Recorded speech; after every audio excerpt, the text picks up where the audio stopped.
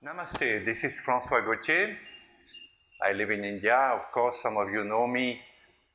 I'm grateful to live in your great country. I'm grateful to have come back to India. We were in France for a short stay, which we cut even shorter when we heard that India were closing its borders to French and Italians and Spanish. So we came back on time and we are back in India. We feel this is home. This is home for us. We feel safer here than we feel in Europe, in France, which is my own country. Now, again, of course, I want to talk about the coronavirus. I'm very confused. I don't know about you, but I am very confused.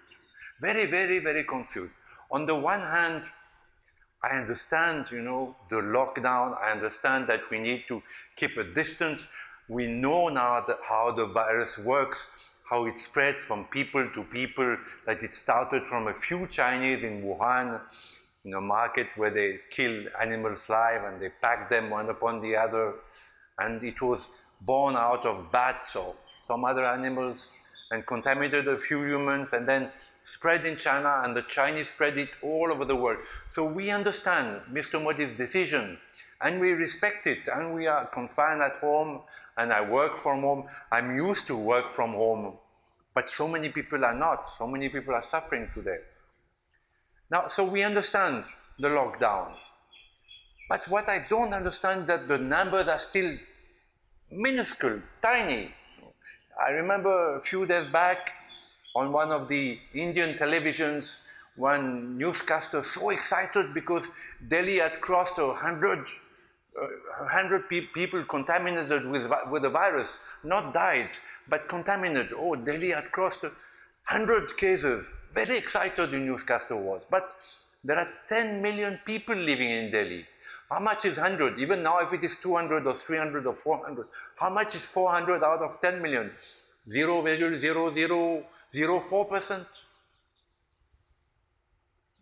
In China, which is coming out of the coronavirus epidemic now, officially 3,200 people died. Even if it's double or triple, it's still a very close number. In America, which is suffering the most the most deaths are there. Most people have died in America today, 8,000 people, 8,500. Again, this is a tiny number. Every year in America, 700,000 people died from heart attacks. 700,000 people. Another 600,000 from cancer. Another 100,000 from road accident and other diseases. So 1.5 million people die every year in America from cancer and heart disease and road accidents. Now there are 8,000 deaths, 8,500 deaths from the coronavirus. This is nothing. Okay, we understand that it may spread and millions are going to die. But at the moment, even in Italy, which is the second highest tally, most people who died, they were above 70, they were in the 80s, So again, a very small number. I don't know how many people are there in Italy, but at least 70, 80 millions. Again, a 0.001%. So the numbers are ridiculous. What I see also that there are two groups of people who benefit the most from the coronavirus, who get the most exposure in terms of publicity, of being in the front. These are one, the media, and two, the allopathic doctors. Now both have spread a tremendous panic in the world.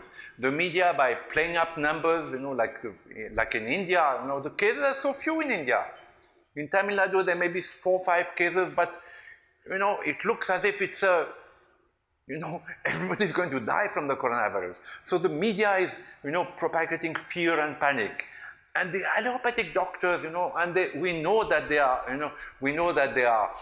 catastrophe people, that they like to inflate their importance. They are the people who deny yoga, who deny pranayama, who deny meditation, who say this is only, hyperventilating. These are the very people who are now saying, oh, millions are going to die, it's going to be a catastrophe. Maybe, but what worries me 100 times, 1,000,000 times more is the economy.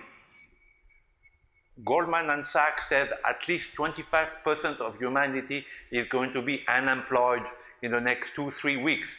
25% of humanity. This is so much compared to the 0.001 or 4% people who died from the coronavirus. 25% of humanity is going to be unemployed. And in India, is a poor country, people are going to suffer. This is what worries me much more than the coronavirus. I understand again the precaution, the lockdown, that you have to stay safe. But economically, airlines, the most powerful airlines like American Airlines, they're asking billions of dollars to the governments. How are the governments going to cope with that? Governments even can become bankrupt because of coronavirus. Now, the media doesn't tell you all the facts. There are epidemic never kill 100% people. Even the Spanish epidemic of the Spanish flu, of 1918, didn't kill 20 million people, but it killed young people. The Spanish flu killed a lot of youngsters, in the teens, whereas the coronavirus does not kill, young people. Young people are, 97, 98% safe from the coronavirus. It kills older people.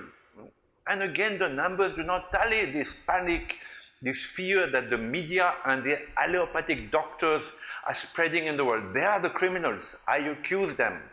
I accuse them of spreading fear and panic and forcing governments to close down, and putting fear even in governments.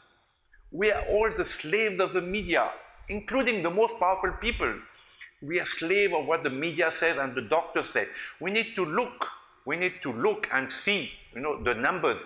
The numbers are still very small. And again, China, which gave the world this virus, coming out of it and trying to sell the world, medical supplies which are often defective. So I am more worried about the economic effect, the catastrophic economic effect of the coronavirus than the coronavirus itself.